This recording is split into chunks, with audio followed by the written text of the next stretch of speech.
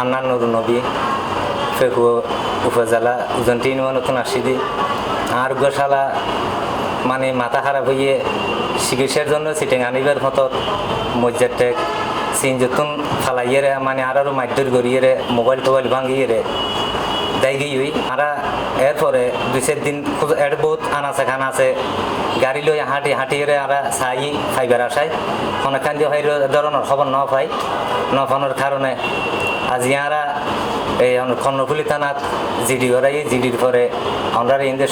সংবাদের মধ্যে আসি ছবি দেখিয়ে চিনিত কারণ আর এর লম্বর দিয়ে আর দুয়াগ লম্বর দিয়ে লম্বরের মধ্যে যোগাযোগ গড়ে ফেলে বেশি ভালো হবো নামলদে রিদুয়ান